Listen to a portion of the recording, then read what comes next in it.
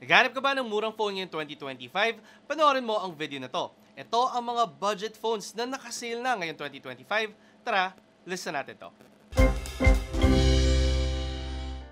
So nagbabalik ko ngayon para dun sa part 2 ng listahan sa mga pwede nyo mabiling phones sa Shopee na nakasale na, naka-markdown at mabibili nyo na ng murang-mura, making it more affordable at more sulit. At syempre lahat ng ito pwede nyo mabili through YouTube Shopping. So dun sa mga interesado, check nyo lang yung baba ng video na to doon sa kanyang description box. Makita nyo yung mga icons ng mga phones sa baba at kapag kinlik nyo yan, of course, madedirect na kayo kaganyan sa kanilang Shopee links. At yung pinili ko ay yung mga official Shopee store na mga brands na to para talaga safe kayo when shopping online.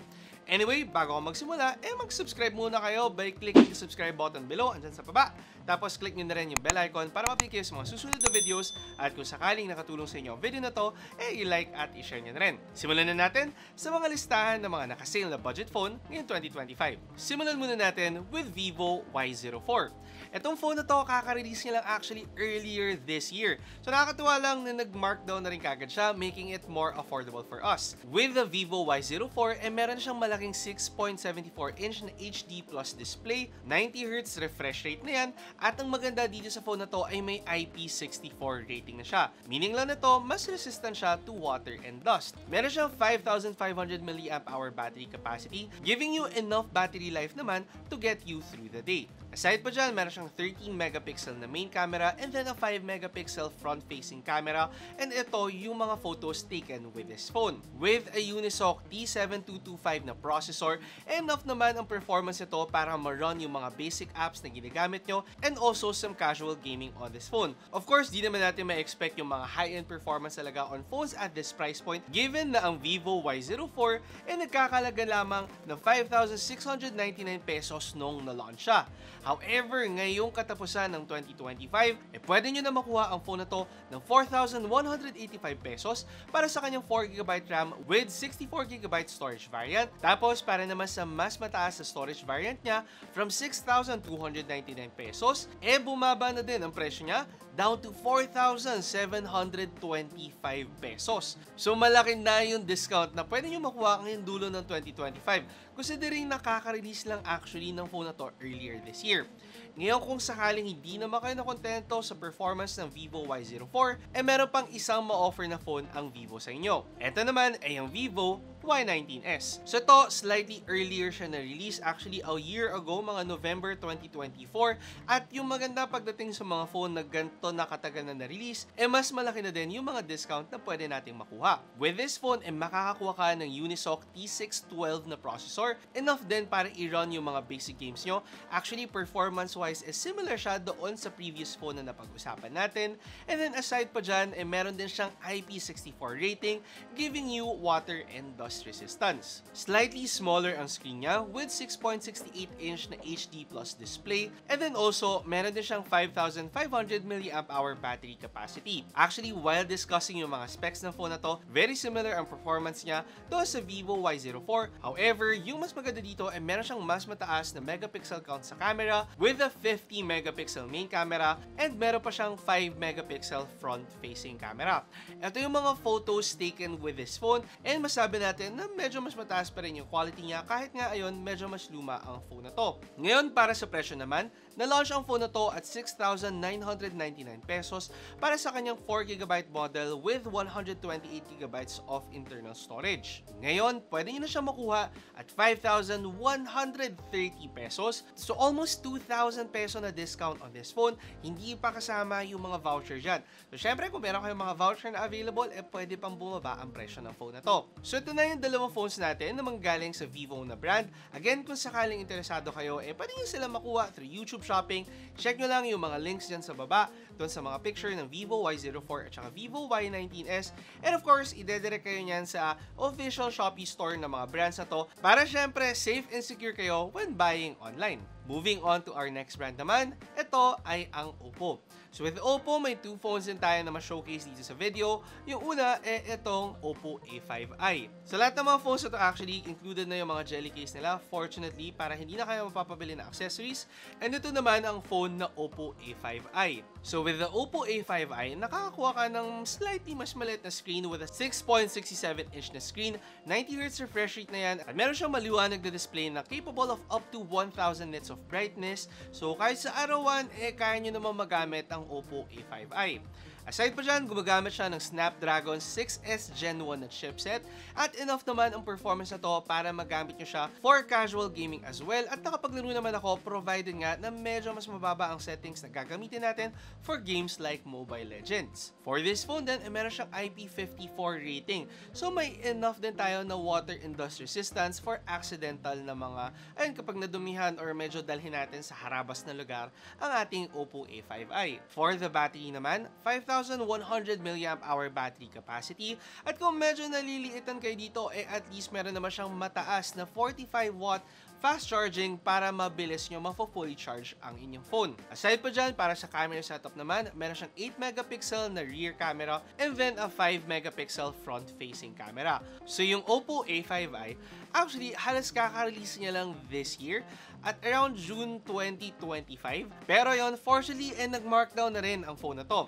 Starting at 5,290 pesos dati, para sa kanyang 4GB RAM with 64GB internal storage version, ito ngayon nagkakalaga ng 3,960 pesos. Para naman doon sa mas mataas na 4GB RAM with 128GB storage, ito nagkakalaga na lamang na 5,099 pesos. Again, ito depende din sa mga voucher nyo. So kung mas malaki yung mga voucher na meron kayo, mas malaki yung mga pwedeng discount at mas bababa pa ang price ng Oppo A5i. Kung sakali naman na medyo bitin kayo sa performance ng phone na to, meron din silang mas mataas na Oppo A3. So, with the Oppo A3, again, meron na siyang jelly case. Tanggalin ko din to. Sorry, medyo sinisipan pa talaga ako.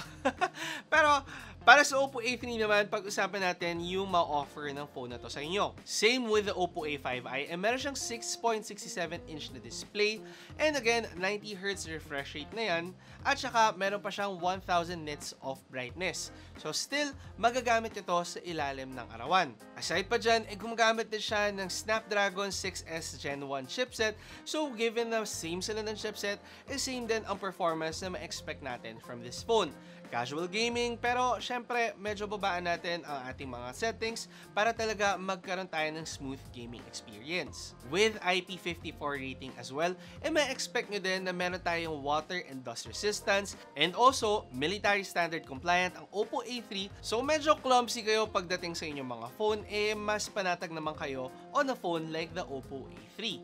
Same with the Oppo A5i, gumagamit din siya ng 5,100 mAh battery capacity at meron din siyang 45-watt super VOOC charging, so mabilis-bilis nyo din mafo-fully charge ang phone na to in case na malobat siya. Yung main difference niya compared to the Oppo A5i, ang Oppo A3 merong mas mataas na 50 megapixel rear camera at saka meron din siyang 5 megapixel front-facing camera, giving you a much better camera performance. So far, nung chinek ko sa Shopee, available pa yung 3 memory variants niya.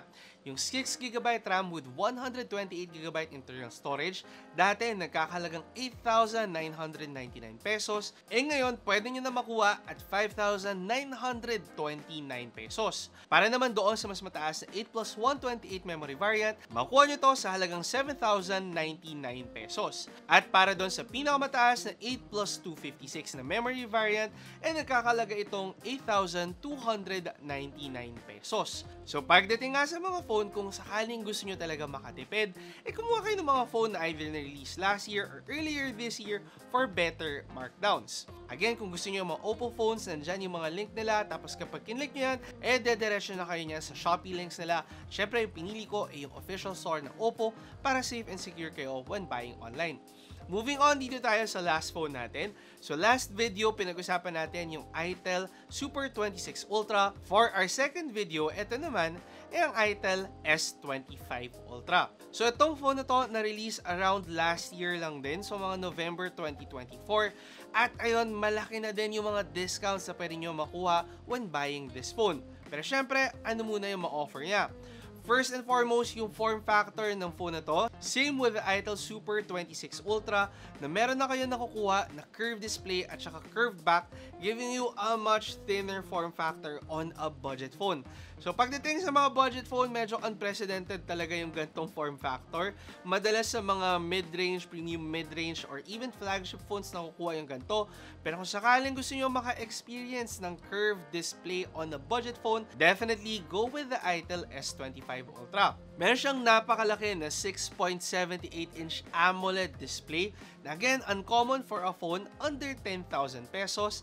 And aside pa dyan, mataas din na 120Hz na refresh rate. Unisoc T620 na processor. Again, hindi ito yung pinakamabilis talaga or mid-range killer na chipset.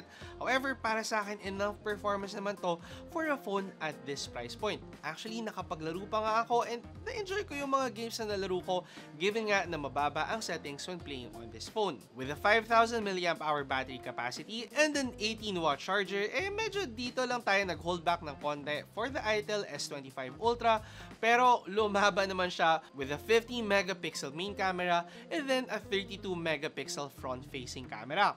Ito yung mga results na nakuha natin, and again, for a phone under 10,000 pesos, ngayon 2025, definitely may ibubuga ang Itel S25 Ultra. For the 256GB storage variant, ito ay nagkakahalaga dati na 10,999 pesos. Ngayon, pwede nyo na makuha sa presyo na 7,349 pesos.